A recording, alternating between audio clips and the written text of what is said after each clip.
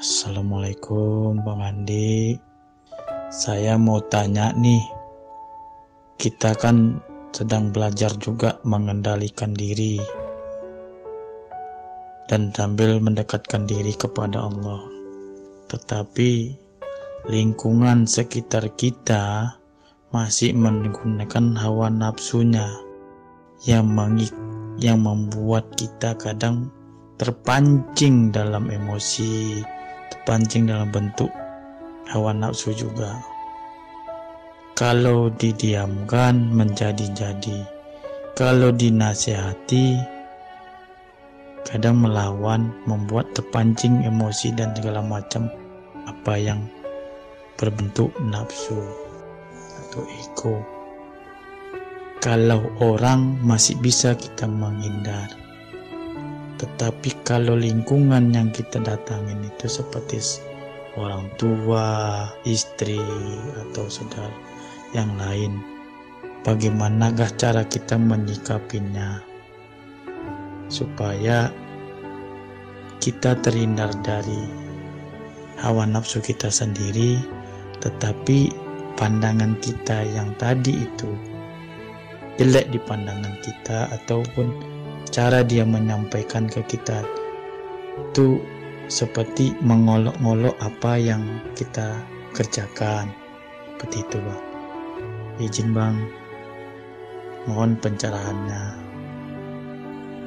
Assalamualaikum warahmatullahi wabarakatuh. Sahabatku semua, saudaraku semua. Jadi malam ini kita bahas tentang nafsu atau ego yang terpancing ya. Jadi Bang Vicky, kita itu nggak bisa lari. Kita ini nggak bisa lari dari lingkungan yang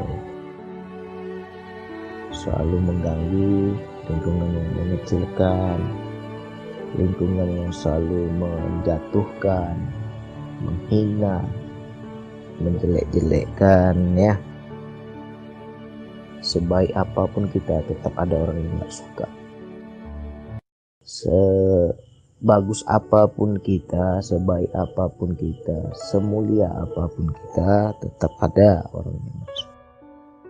Tetap ada orang yang menjatuhkan, tetap ada orang yang menghina, tetap ada orang yang memandang rendah, macam-macam. Mungkin banyak kita yang menjadi terpancing ego kita, nafsu kita. Disitulah pentingnya kita melihat Allah di sebalik makhluk ya. Sebenarnya kalau kita mau lari ke hakikat, sebenarnya semuanya ada hikmahnya. Contoh ketika ada orang menghina, dasar lo miskin, kata-katain kita miskin. Kalau kita menyikapinya dengan kata miskin, pasti kita sakit hati. Tetapi kita harus bisa membaca, ibaratnya kita saring gitu. Ketika orang itu berkata, dasar lo miskin, kan masuk tuh ke kuping kita, didengar oleh telinga kita. Ketika didengar oleh telinga kata miskin, kita harus menangkap sebaliknya. Kita harus pandai istilahnya memoles ya. Jika aku dikatakan miskin, berarti itu pertanda aku harus kaya. Ya. Ketika kita bisa menyikapi seperti itu, kita menjadikan hinaan itu sebagai batu loncatan atau tenaga yang membuat kita melompat lebih tinggi. Karena orang kalau nggak dihina, nggak dilecehkan, nggak dikecilkan, orang tersebut kurang tenaganya ya. Jadi kalau sakit hati, boleh sakit hati, manusiawi kok. Kalau kita manusia ini kan punya hati, wajar manusiawi itu sakit hati. Boleh kita sakit hati, tetapi jadikan sakit hati kita itu sebagai kekuatan untuk lompat. Contoh, dasar lu bau gitu. Ketika dibilang dasar lu bau, berarti apa maknanya? Berarti aku harus mandi. Jangan kita dengar, ingat-ingat, masukin dalam hati kita kata-kata bau, jangan. Oh, berarti aku harus mandi.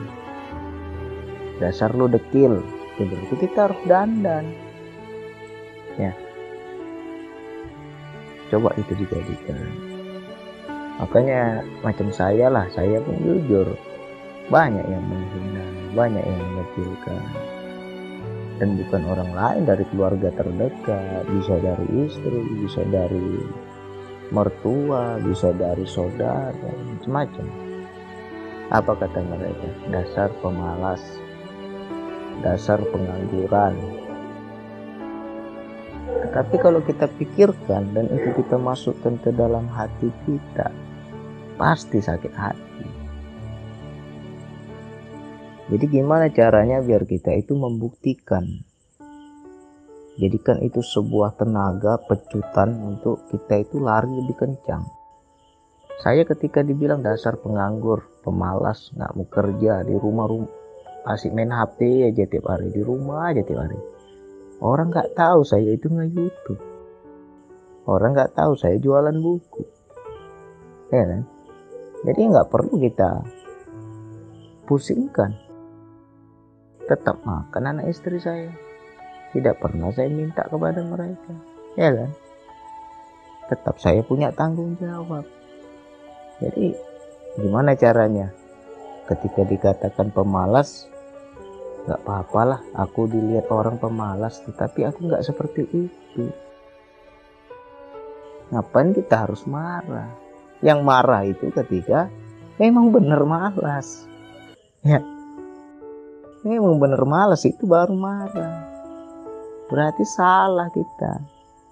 Sudah salah, marah. Jadi harus pandai kita menyikapi apa kata orang itu, kita buktikan bahwa kita nggak seperti itu. Jadi ketika istri bilang pemalas, dasar nggak mau kerja, begini segala macam lah, di situ sebenarnya itu ada peran Allah. Coba diingat-ingat,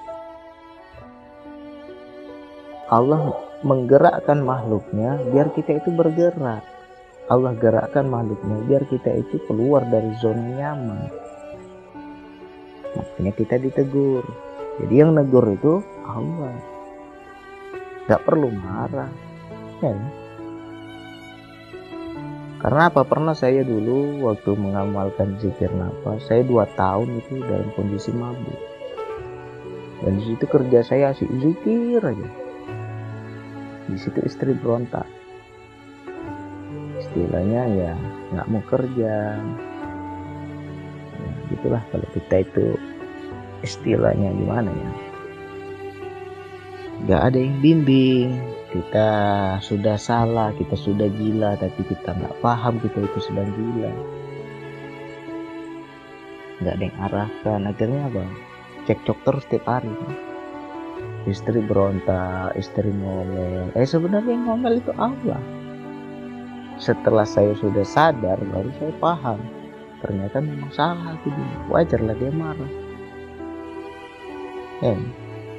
Aku terlalu tenang, terlalu nyaman di zona tenang itu. Nah, itulah. Coba kita membaca Allah di sebalik makhluk. Sebenarnya itu sebagai teguran biar kita berubah. Allah yang tegur itu. Jadi macam Bang Riki, ya coba. Mungkin kita sudah berusaha, tapi kita belum bisa juga lepas dari kesulitan, ya. Sudah berbagai macam kita usaha, belum lepas juga. Berarti ya di situ Allah mengajarkan yang namanya sabar. Kita baca lagi, Allah nih ajarkan apa sih? Kok tiap hari egoku terus dicabar, nafsuku kok dipancing terus, kok membuat aku marah terus. Nah, itu sebenarnya Allah sedang memperkenalkan ego-ego kita. Semakin kita nggak terima, semakin kita berlari, semakin kita menolak, itu semakin dikejar kita, semakin dihajar, dikikis, dibersihkan. Ya mungkin selama ini kita sombong, disitulah dijatuhkan kita biar hancur kesombongan kita. Jadi sebenarnya semua itu tergantung kita, bagaimana kita dalam menyikapi, bagaimana dalam kita membaca. Seandainya kita betul-betul sudah masuk pada kesadaran jiwa, dan di situ ibarat kata digigit nyamuk ya nggak terasa lagi, nggak tahu lagi kita digigit nyamuk. Tapi kalau kita masih di wilayah jasad ini, ya itu yang cepat tersinggung. Gatel sedikit sudah risih kita, digigit nyamuk sedikit sudah gatel, ya, mau tepuk rasanya. Begitu juga dalam hidup. Bisa nggak kita tenang di dalam? Orang mau gimana ya terserah.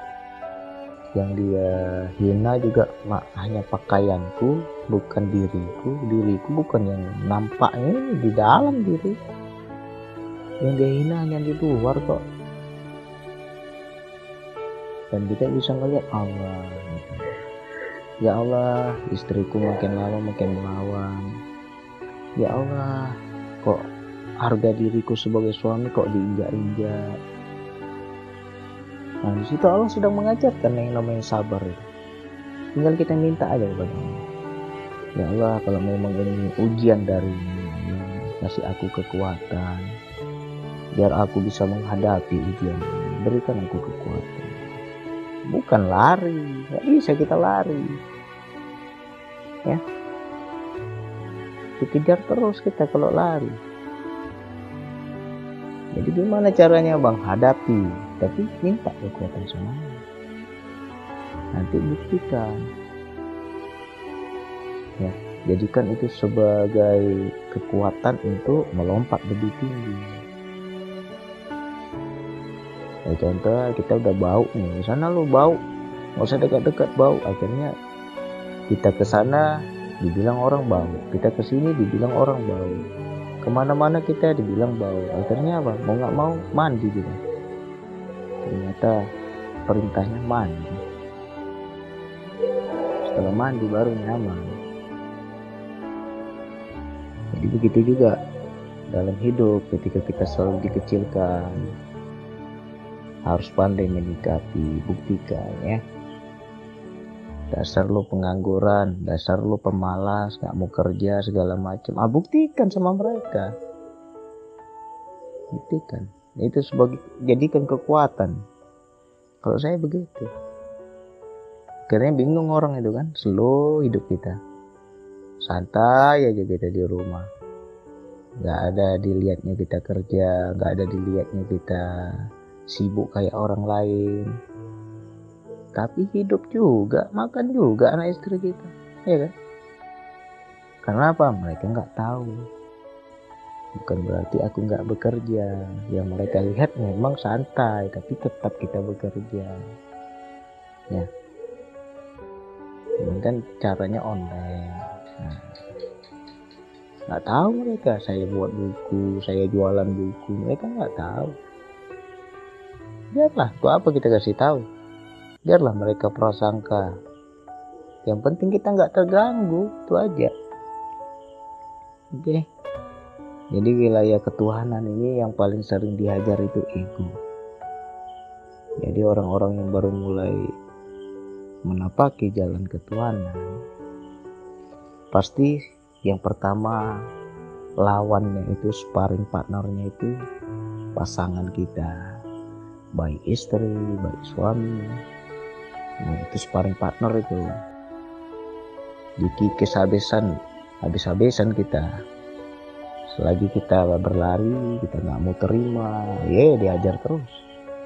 Makanya kita harus lihat Allah. Makanya saya kalau istri saya udah marah tuh saya langsung lihat Allah. Bukan dia yang marah, Allah yang marah. Akhirnya apa? Diem lawak. bilang apa lagi? Allah udah yang mana? Nggak berdaya lah kita. Ya, tinggal minta aja kekuatan sama Allah. Mudah-mudahan enjoy lah hidup kita. Sekian dari saya. Wassalamualaikum warahmatullahi wabarakatuh.